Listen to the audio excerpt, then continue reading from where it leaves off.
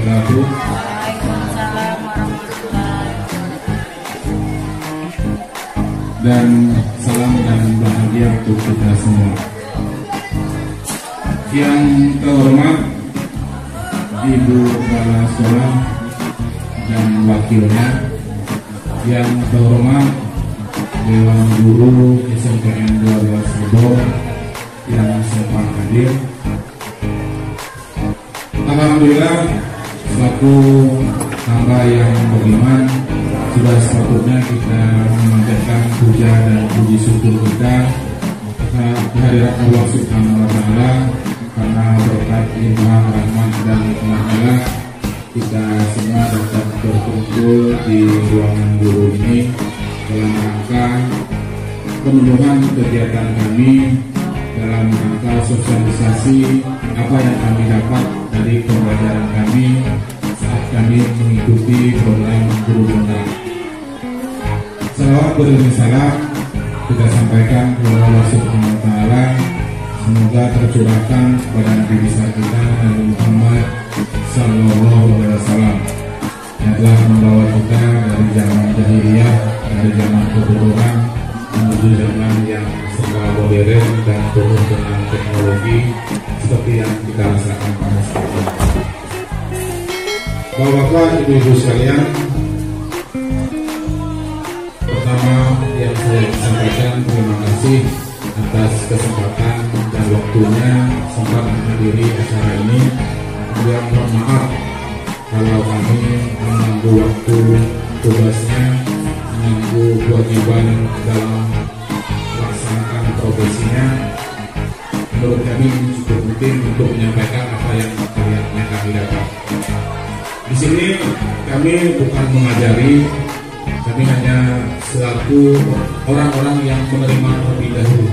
Tugas kami adalah menyampaikan kembali apa yang kami dapat sebagai calon guru penggerak selama pelatihan ini. Walaupun kita sudah kenal, perkenalkan, saya Gilotiko Saputro. Di samping saya pasangan saya Guru IPA Bu Bakawati, ya, Soekarno Putri.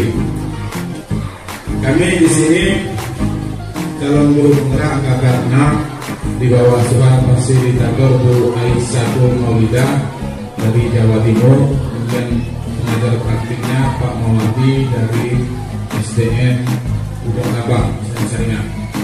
Pada hari ini kami akan menyampaikan materi yang kami terima.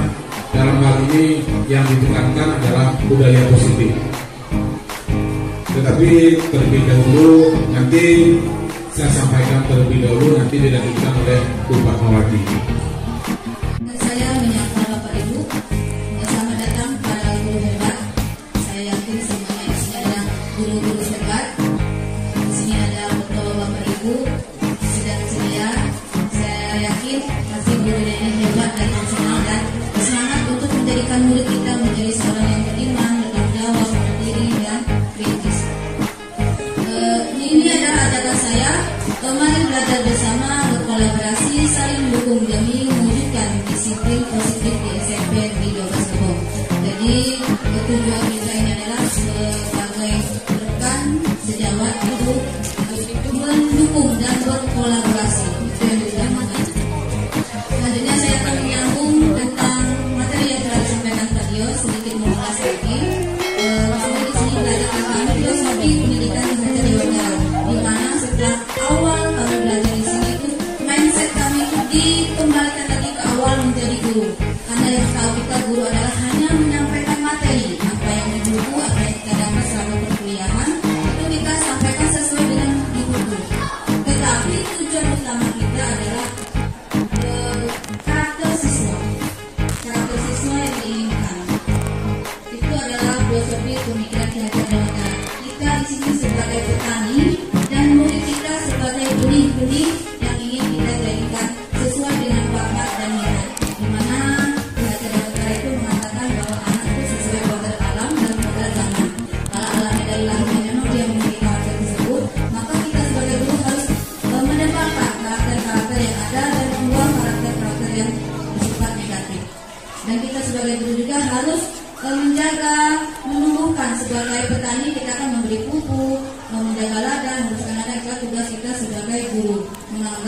akademi dan kita adalah petani.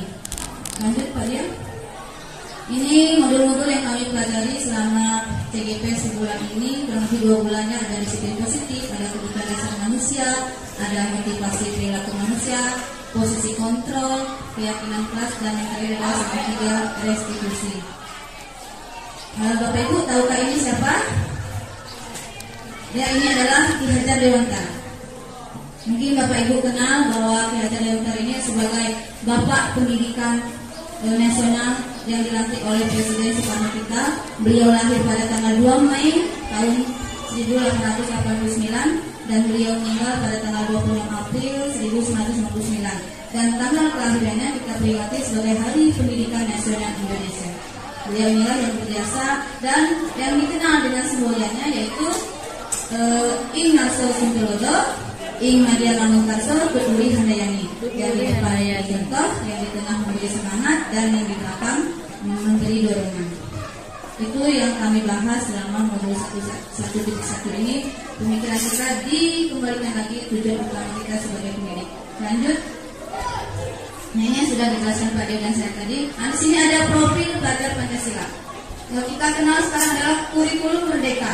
Mungkin kita belum menerapkan, mungkin tahun-tahun selanjutnya kita akan menerapkan kurikulum merdeka, di mana tujuan utama kita adalah menjadikan siswa itu memiliki profil pelajar Pancasila. Ada 6 profil yang harus kita jadikan. Yang pertama itu beriman dan bertakwa kepada Tuhan Yang Maha Esa dan berakhlak mulia. Yang kedua berkebinekaan global. Dan yang ketiga bergotong royong. Keempat kreatif, kelima bernalar kritis, dan yang terakhir adalah mandiri. Ini 6 profil pada Pancasila yang akan kita terapkan, yang akan menjadi tujuan kita menjadikan murid memiliki profil pelajar Pancasila. Lanjut Pak Dep. Nah, masih tentang filosofi pemikiran Ki Hajar Dewantara.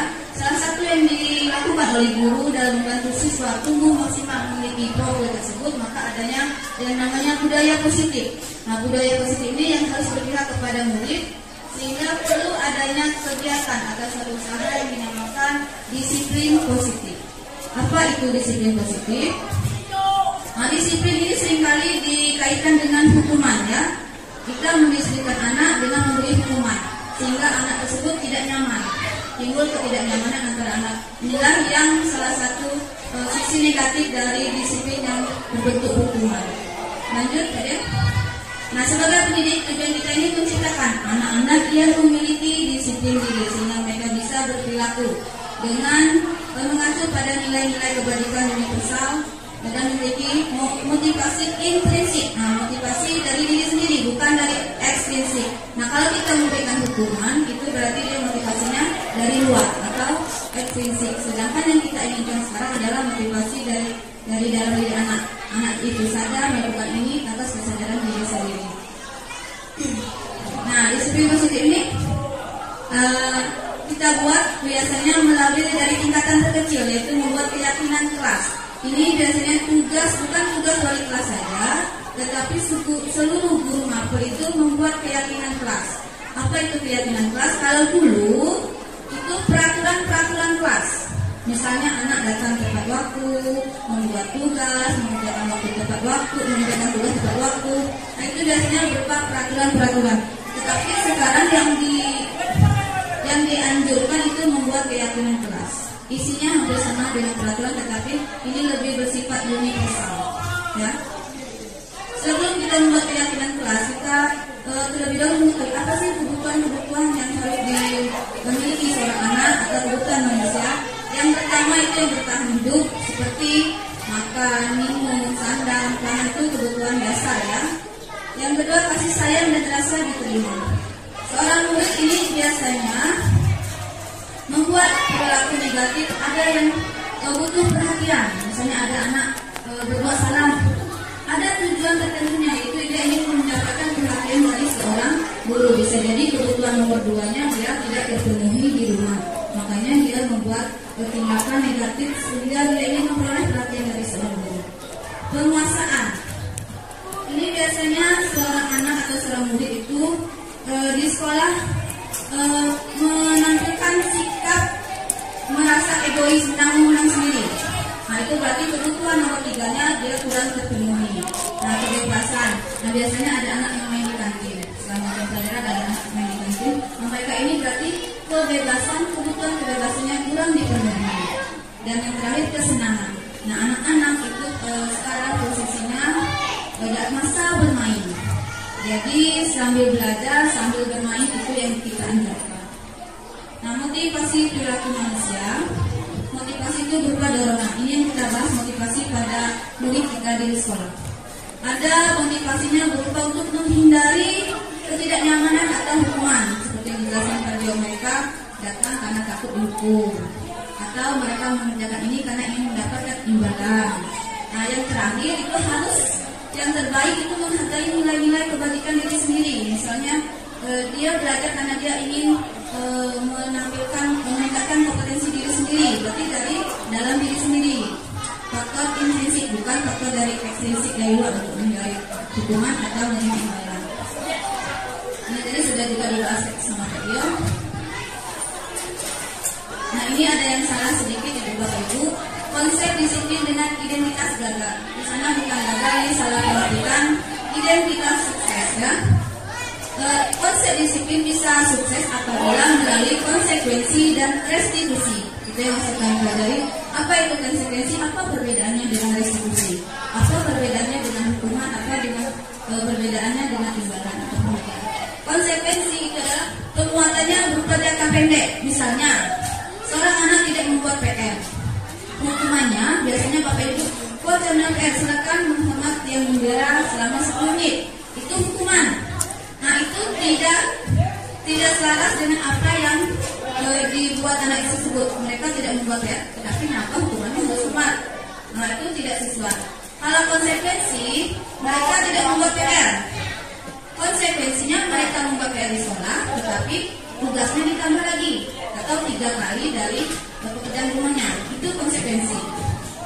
Tapi ini sifatnya jangka pendek. Anak tersebut mungkin hanya minggu itu dia membuat PR, minggu depannya lagi dia bisa mengulang lagi. Itu faktor dari konsekuensi. Perlu monitoring berkelanjutan. Kalau kita memberikan konsekuensi kepada anak, maka kita harus mengawasi atau monitoring. Benar nggak anak ini melakukan apa yang kita perintahkan? Maka konsekuensi itu perlu monitoring. Stimulus dan respon. Nah, biasanya kita bertanya kepada anak dulu, kamu buat PR enggak? Berarti anak itu tidak sadar. Berarti kita yang harus memberikan stimulus. Yang ketiga, yang keempat, murid menghormati peraturan. Nah, dia membuat PR 3 kali karena ada peraturan dari dewan gurunya, bukan dari dalam diri sendiri. Dan yang terakhir, kehilangan waktu untuk merenungi kesalahan. Karena kenapa? Karena konsekuensi yang kita berikan bukan dari diri mereka sendiri. Yang terakhir ini yang restitusi yang dianjurkan oleh pemikiran orang-orang hebat, terutama Gonsen. Restitusi ini mengajarkan murid untuk bertanggung jawab. Dia bertanggung jawab atas kesalahan yang dia buat. Fokus pada pemecahan masalah. Nah, kita mengambil anak bukan hanya memberi hukuman, tetapi memberikan solusi. Dan solusinya itu berasal dari mereka sendiri, bukan dari kita. Jadi murid menghormati dirinya dan juga orang lain. Nah, di sini ada teori kontrol. Apa itu teori kontrol? Teori kontrol nanti ada 5 pernah Pak ya. Nah, ada 5 teori kontrol nanti. Terus kalau restitusi nanti murid bersemangat memperbaiki kesalahan. Nanti ada beberapa contoh yang kami tampilkan. Konsep disiplin pendekatan restitusi. Nah, jadi sekarang Bapak Ibu, kita menghadapi anak itu bukan dengan memberikan hukuman, ancaman atau penghargaan. Walaupun selama ini kita memberikan penghargaan kepada anak kelas 1, anak yang ini, nah itu sebenarnya banyak kekurangannya dengan penghargaan. Yang bagusnya itu melalui restitusi. Apa itu restitusi? Adalah proses menciptakan kondisi bagi murid untuk memperbaiki kesalahan mereka sehingga mereka bisa kembali pada kelompok mereka dengan karakter yang lebih kuat. Ini menurut Gonsen tahun 2004. Ciri-cirinya yang pertama, ya 2004. Ciri-cirinya yaitu bukan cara menebus kesalahan, namun belajar dari kesalahan. Yang kedua, memperbaiki hubungan. Dan yang ketiga, tawaran bukan paksaan. Misalnya kita memberikan tawaran solusi pemecahan masalah. Bukan seperti kamu harus ini, karena kamu salah kamu harus ini. Nah, bukan seperti itu berarti memberikan hukuman. Yang keempat, menuntut untuk melihat ke dalam diri. Nah, kita nanti kembalikan kepada anak. Kamu berbuat ini salah apa enggak? Kalau salah, bagaimana yang kamu salah? Kenapa kamu mengatakan diri kamu salah? Mungkin nanti pertanyaan-pertanyaan seperti itu yang kita memancing biar anak itu sadar akan kesalahan dirinya. Terus juga kita mencari kebutuhan dasar yang mendasari tindakan. Nah, tadi ada 5 kebutuhan dasar murid yang sudah dijelaskan. Kalau ada salah satu yang tidak mereka penuhi, maka dia akan berbuat salah di sekolah. Terus fokus pada karakter bukan tindakan. Nah, kita bukan memberikan tindakan hukuman, tetapi kita ingin menguatkan karakter yang ada pada anak. Misalnya anak bisa meningkatkan permasalahannya sendiri.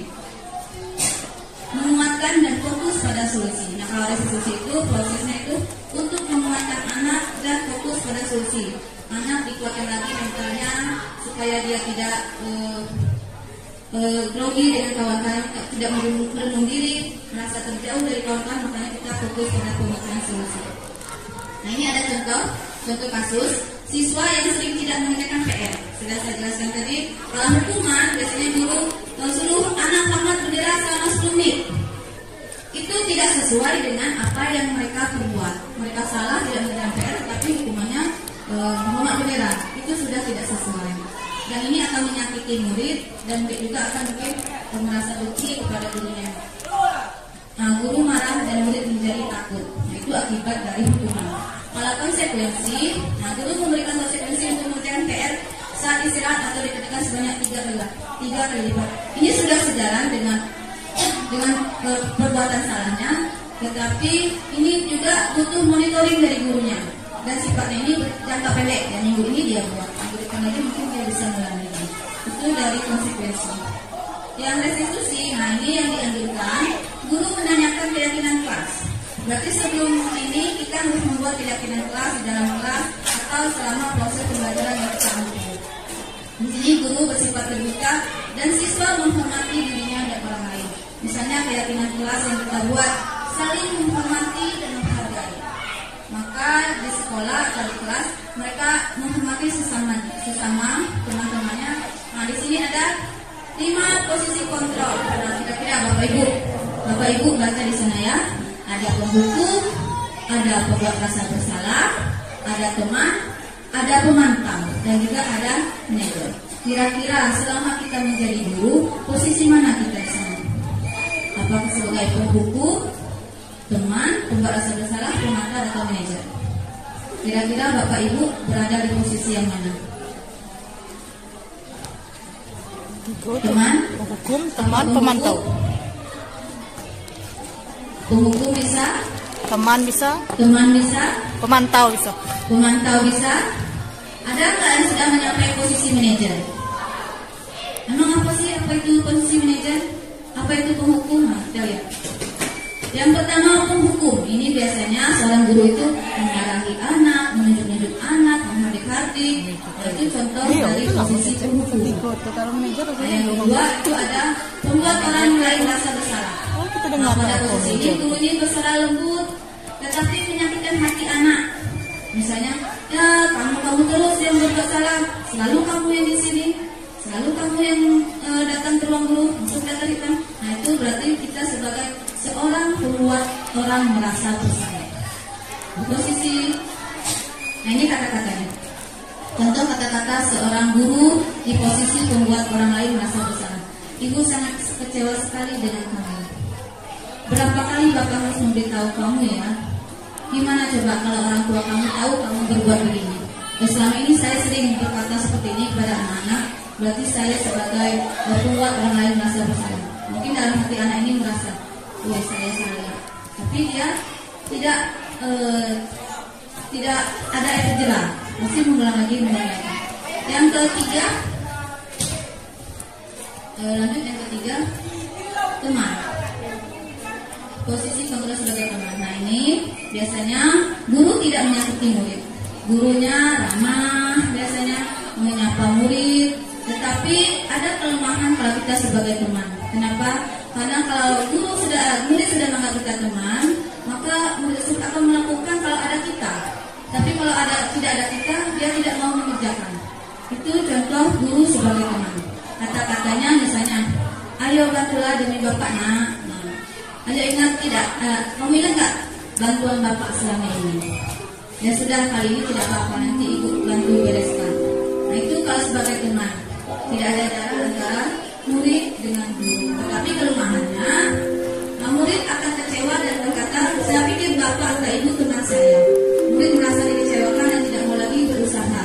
Hal lain yang timbul adalah murid hanya akan bertindak untuk guru tertentu dan tidak untuk guru lainnya. Misalnya, dia maunya kalau bersama ibu tak mengajar, bersama yang lain tidak mau.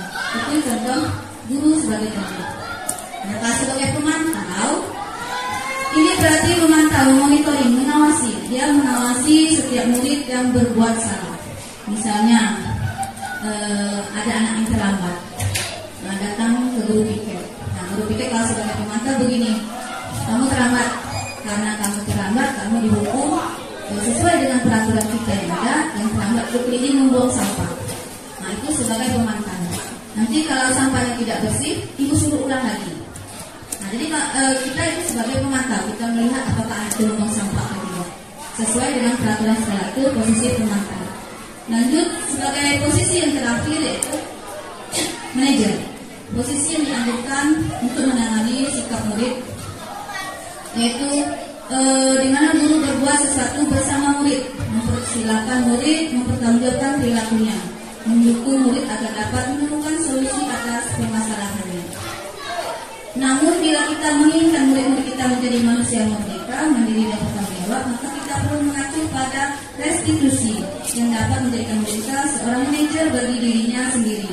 Di manajer, murid diajak untuk menganalisis kebutuhan dirinya. Jadi kebutuhan ada 5, Bapak Bunda. Namun di sini diperkenankan bukan pada kemampuan membuat konsekuensi, namun dapat berkolaborasi dengan murid bagaimana memperbaiki kesalahan yang ada. Kita berkolaborasi dengan murid mencari pemecahan masalah. Langkah pertama dalam mengembangkan budaya positif, yang pertama itu keyakinan kelas.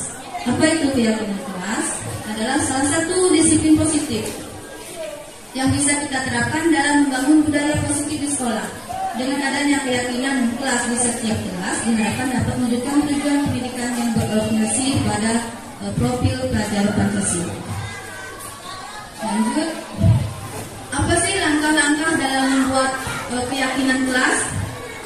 Di sini saya bersama siswa, ini contoh yang sudah saya terapkan di kelas 7A, ya. Ini fotonya di kelas 7A. Yang pertama, saya menjelaskan atau memberikan orientasi kepada siswa tentang pentingnya keyakinan kelas. Sebelum kita memulai, kita menjelaskan kepada siswa bahwa keyakinan kelas ini tujuannya ini. Nanti dijelaskan, sudah dijelaskan, maka kalau anak itu setuju, maka kita membuat dan meminta seluruh siswa memberikan pendapatnya apa aja keyakinan kelas atau kesepakatan kelas yang ingin mereka capai. Nah, di sini saya menyebarkan kepada seluruh siswa berupa stick note, catatan, kertas kecil.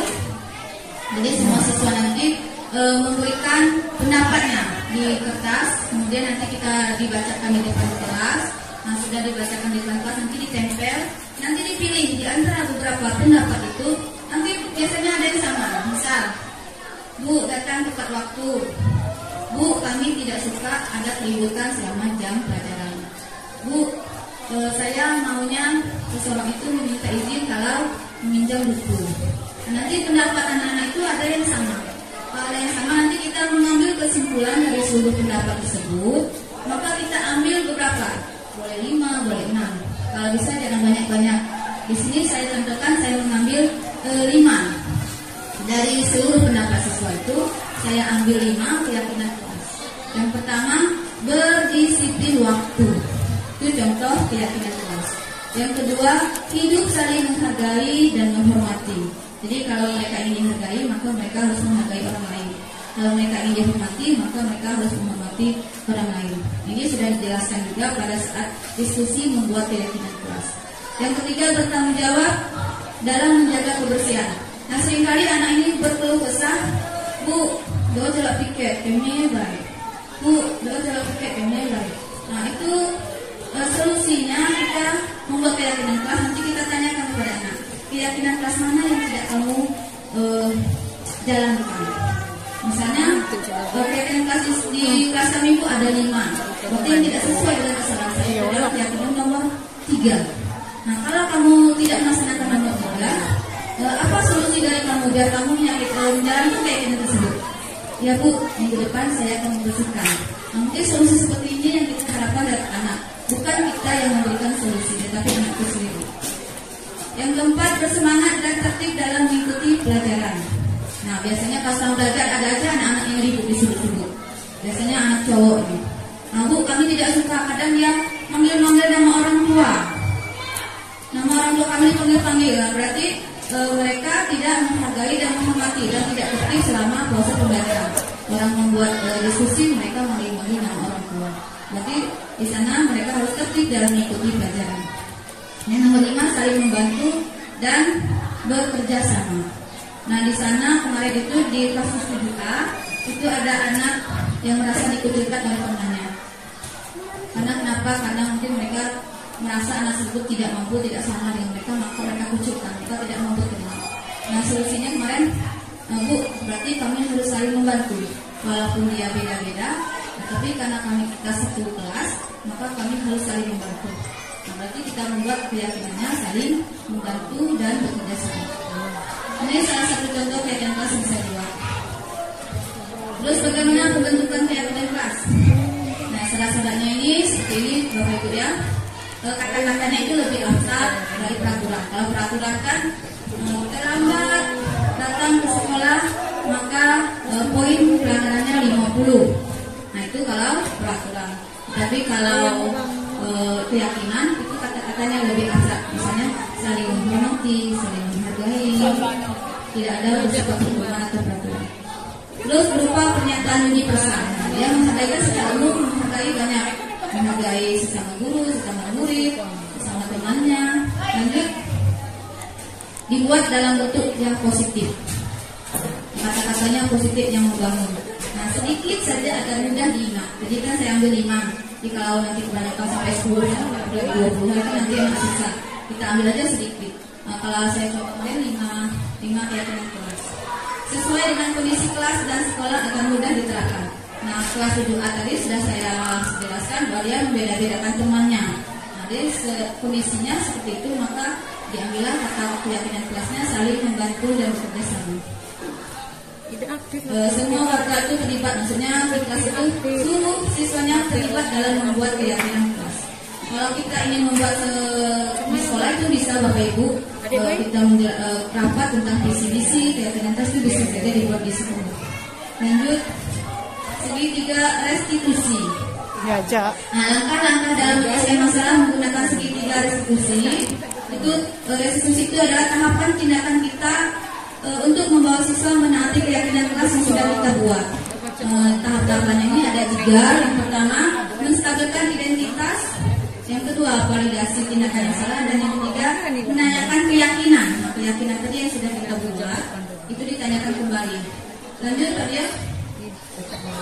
Nah, yang pertama itu adalah menstabilkan identitas. Pada saat ini peserta diajak untuk kembali tenang dan suasana hati di mana proses belajar dan penyelesaian masalah bisa kita lakukan. Nah, kata-kata guru ini bisa berbuat salah itu tidak apa-apa. Misalnya, contoh yang saya pernah terapkan, ada 2 orang siswa yang berkelahi di selama proses pembelajaran saya, maka saya panggil. Maka kata-kata pertama saya adalah, kenapa kamu dipanggil? Kami tadi berkelahi di dalam kelas. Kamu salah apa enggak? Salah Bu. Nah, nanti saya menjelaskan berbuat salah itu tidak apa-apa. Bukan kita membenarkan tindakannya, tetapi kita ingin peserta didik itu tenang dan kembali ke suasana hatinya, bagaimana proses belajar dan penyelesaian masalah bisa kita lakukan. Lanjut, yang kedua, validasi tindakan yang salah. Setelah mereka mengaku mereka berbuat salah, kita memberikan semangat dengan validasi tindakan yang salah, yaitu memenuhi perbuatan yang salah pada peserta didik seringkali dilakukan untuk memenuhi beberapa kebutuhan yang tidak mereka dapatkan. 5 kebutuhan dasar tadi mereka tidak dapatkan, maka mereka akan berbuat salah. Nah, pada tindakan ini kata-kata yang sering kita ucapkan biasanya, kamu pasti punya alasan mengapa kamu mengapa kamu mengambil punya teman. Nah, di sini kata-kata untuk menanyakan masalah kenapa mereka berbuat seperti itu. Ini adalah salah satu kata-katanya. Kamu boleh mempertahankan sikap itu, tapi kamu harus menambah sikap yang baru. Misalnya, ada orang mengambil LKS-nya, maka dia ambil, maka dia tunjuk temannya. Boleh kita berkata seperti itu. Memang benar tindakan kamu seperti itu membela hak kamu, tetapi ada tindakan yang lebih baik dari itu. Itu mungkin kata-katanya. Terus yang ketiga, yang terakhir, menanyakan keyakinan. Nah, kita menanyakan kembali ke keyakinan yang sudah dibuat di kelas tadi. Keyakinan mana yang perlu kamu penuhi? Kalau mereka berkelahi, berarti mereka tidak menghormati dan menghargai orang lain. Nah, kata-katanya bisa seperti ini. Apa nilai-nilai keyakinan yang telah kita sepakati? Kalau kita sudah sepakati, berarti yang tindakan kamu yang melanggar keyakinan yang mana? Nah, itu kata-katanya. Kita kembalikan lagi pertanyaan kepada anak. Yang lanjut saya. Nah, sebelum kesimpulan, ini ada tampilan restitusi yang sudah diterapkan di dalamnya jadi.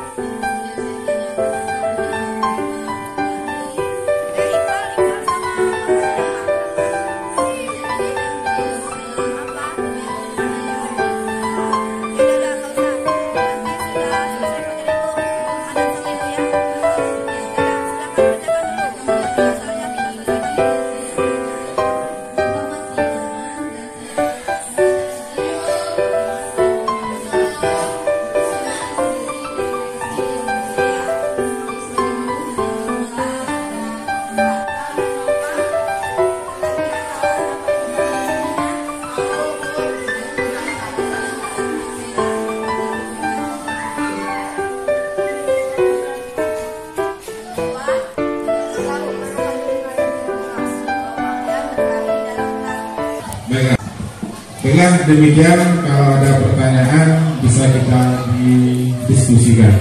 Pada Bapak Ibu dipersilakan. Silakan Pak Pari, untuk menanya Pak.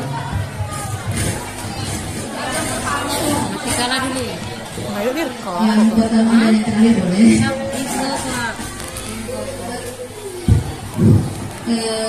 Maaf sebelumnya Bapak kalau saya sedikit ingin berbagi kemarin selama saya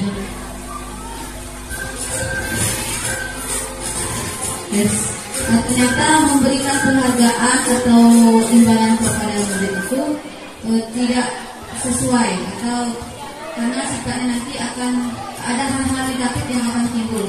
Selama ini kan kita sering memberikan anak hadiah, juara satu, nah kan itu tindakan yang selama ini kita lakukan. Tetapi selama kami belajar di sana, ternyata tindakan itu kalau bisa tidak dilakukan lagi. Dan kenapa? Karena ada sifat anak nanti yang timbul, ada rasa puas dengan apa yang sudah dia capai. Saya sudah lakukan ini, dikasih ini.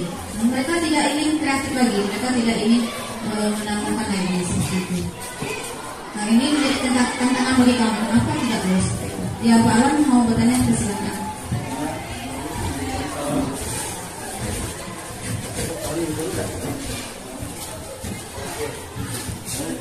Jangan itu Bapak, karena tidak dapat saya belajar berada di tempat lain. Namun Pak, di sini aja. Terima kasih. Assalamualaikum warahmatullahi wabarakatuh.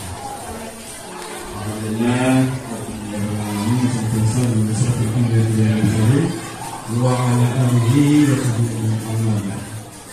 Ibu, Super, Assalamualaikum. Calon guru penggerak yang insyaallah selalu dalam Allah. Dan kita yang dapat imbas pada hari ini mendapat berkah ini yang telah disampaikan oleh kedua rekan kita yang berkurang hampir 1 jam menayangkan melalui kepada atau bagus yang seperti inilah yang kita harapkan mari sekarang memperkenalkan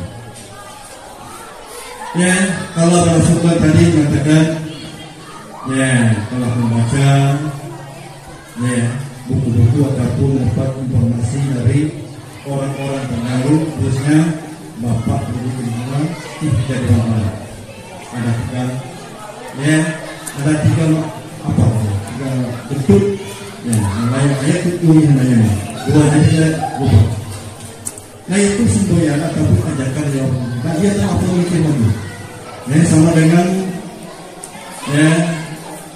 kalau kita kembali lebih jauh lagi Nabi Muhammad SAW di dalam Al-Quran itu sebenarnya saudara yang akan terjadi sedang yang akan terjadi sebelum terjadi akan terjadi dan yang akan datang semuanya sudah ada tinggal saja kita menikmati dan menjalankan apa yang telah mensyukuri saya sedikit agak menyebarkan tadi langsung mengatakan memberikan punishment apapun dalam bentuk hukuman ataupun hadiah itu tidak sesuai lagi dengan zamannya. Rasanya mohon maaf saya telah dulu membaca, tapi saya merekam di sini untuk menjadi salah itu mendukungnya. Itu saya sudah lama membaca. Kenapa? Anak atau siswa kita ini yang belajar yang kita itu kita serahkan kepada mereka untuk menerima pembelajaran, bukan mengambil dari sistem ranking. Negara dari sana dia pernah dia tahu yang negara barat sana sudah melakukan itu. Tidak ada ini. Yang ada hanya suksesnya yang berbeda. Ada suksesnya tepat waktu, ada suksesnya yang agak terlambat. Nanti pada akhirnya semuanya suksesnya. Lebih agak lupa sedikit. Mungkin Bapak Ibu saya keluar ataupun saya izin karena ada anggota keluarga kami yang mengikuti testing ibuku kalau di sekolah tidak mendapat ranking 1 sampai dia tapi alhamdulillah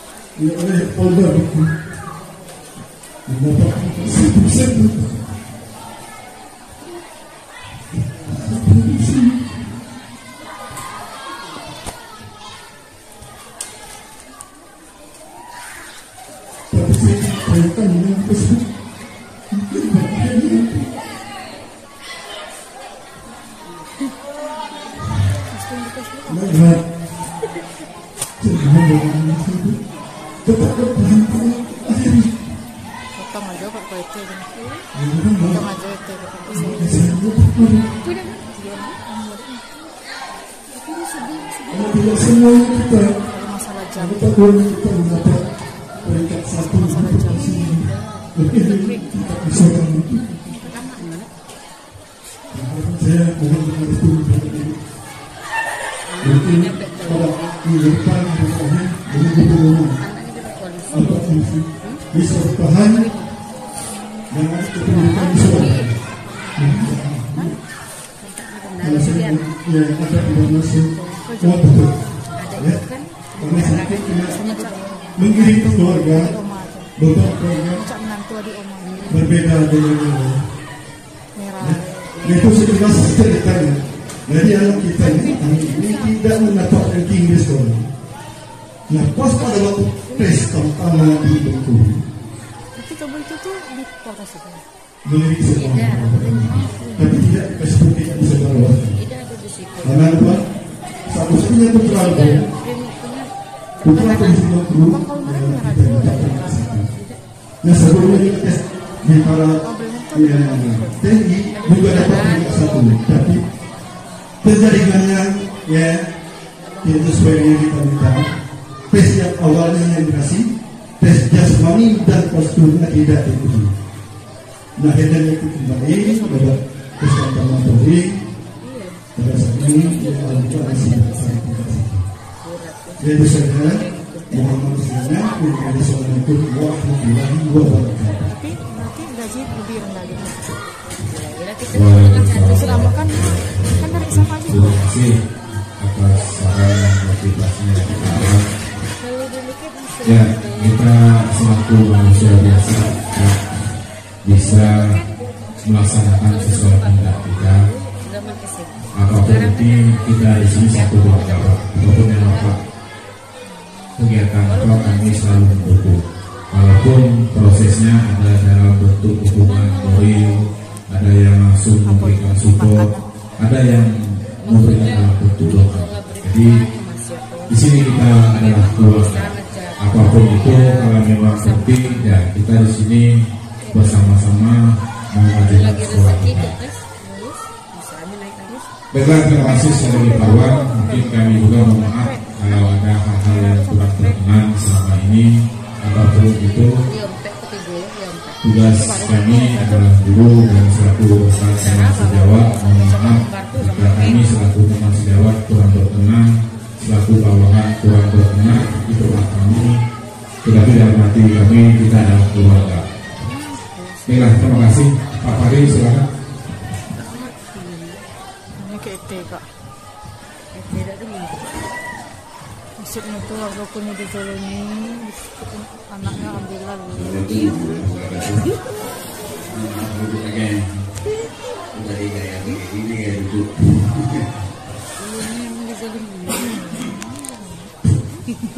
Saya alurkan begini aja, tujuannya terakhir. Awalnya saya sudah tergerak, kemudian untuk bergerak karena memang mungkin faktor usia termasuk yang sudah agak lama ya, walaupun yang semua dari saya ada. Jadi untuk kedua itu kesusahan. Jadi dalam hal ini menurut saya langkah bagusnya nanti kalau ada semacam bukan file lah kalau ini di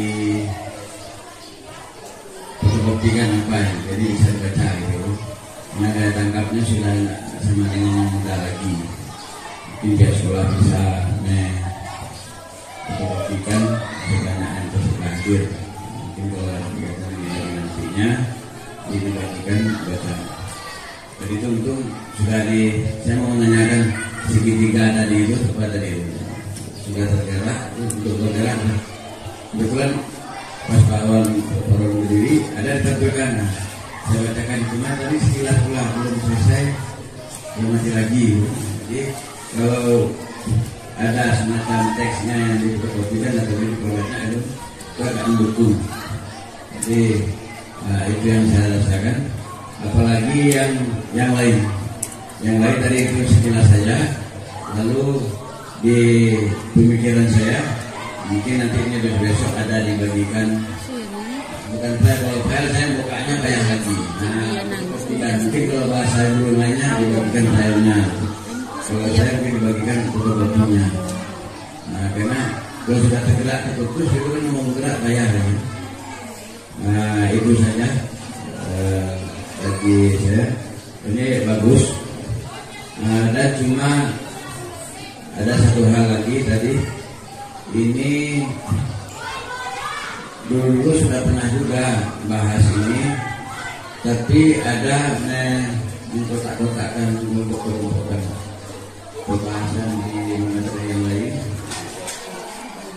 Tidak ada semua tempat, semua jenis siswa, tidak semua sekolah sama. Ini kan kita meratakan saja semuanya, dianggap sama gitu. Mungkin kalau untuk menanggapi punishment sama ini tadi,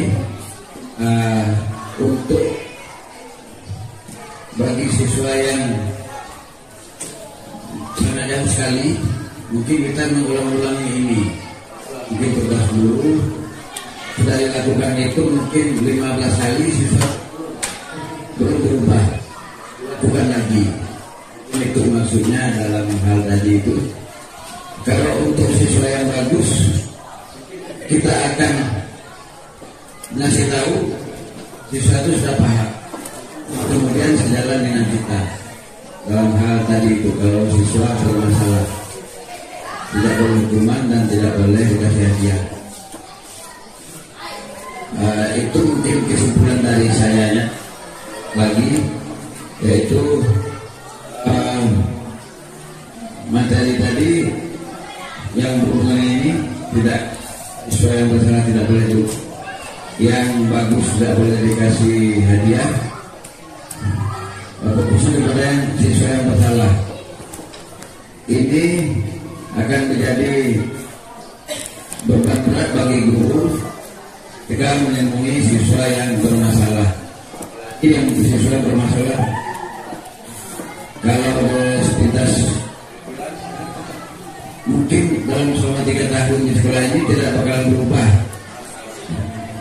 kenakalannya. Nah, tapi dalam hal ini bersifat berpikir positif, kita tidak menyerah, tetap kita menghasilkan cara-cara ini, walaupun tidak tamat siswa itu tidak berubah. Begitu. Kalau tidak dikasih hukuman dan tidak dikasih hadiah, yang jelasnya tidak dikasih hukuman. Bisa jadi kalau saya beranggapan hal ini sudah dilakukan sekitar umur dia nanti 20 SMA dan tahap lainnya mungkin dia hal yang kita didik 3 tahun tadi itu belum. Jadi itu cocok juga kalau agama gitu juga, walaupun kan dia tidak berubah. Mungkin itu saya lagi dalam hal tadi itu siswa gimana. Nah, itu saja, mudah-mudahan kawan bisa memahaminya. Tadi itu sekian, terima kasih.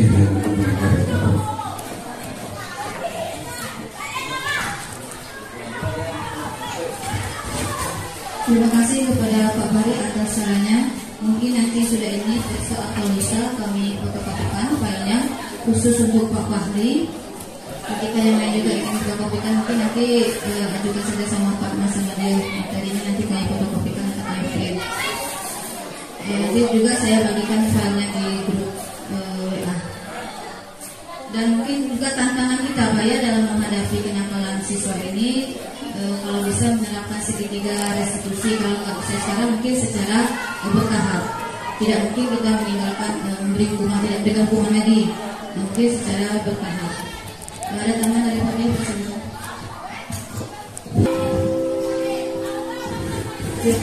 Ada Pak Bil yang telah menyimpulkan kita hari ini. Mungkin sampai di sini dulu. Bapak Ibu tanyakan. Ibu Risma silakan.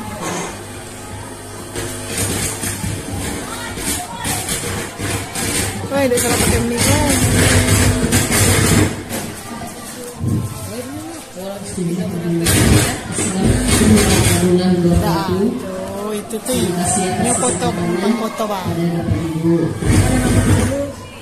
Mungkin saya tidak terlalu banyak bertanya karena belum banyak paham, jadi tidak bisa bertanya.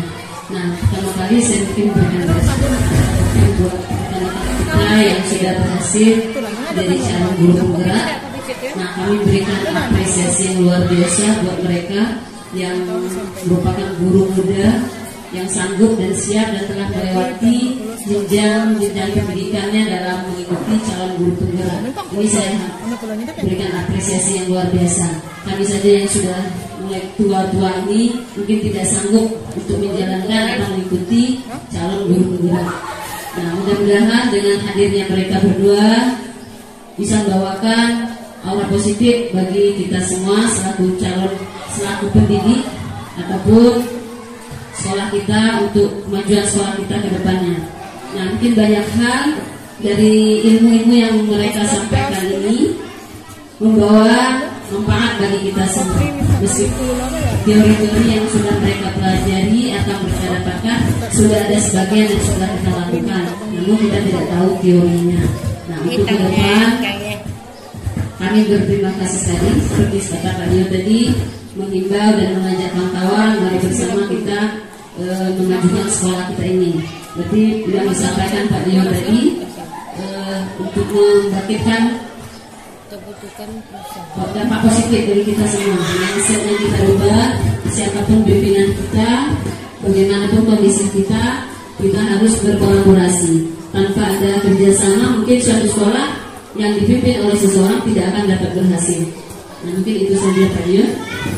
Dan saya akhiri. Assalamualaikum warahmatullahi wabarakatuh.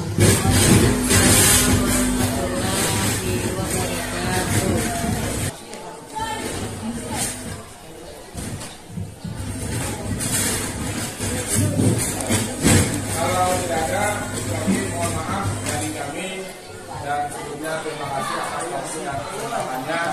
Mohon maaf jika ada penjelasan dari kami jika kami yang kurang berkenan, tapi maksud kami baik adalah mencoba memberikan apa yang kami dapat agar kita bisa berubah bersama. Seperti moto kami, guru penggerak, bergerak dan menggerakkan. Kami berusaha untuk menggerakkan, sampaikan kami juga berusaha untuk bergerak. Terima kasih. Mari kita akhiri ini dengan sama-sama membaca Al-Fatihah. Alhamdulillah. Amin. Saya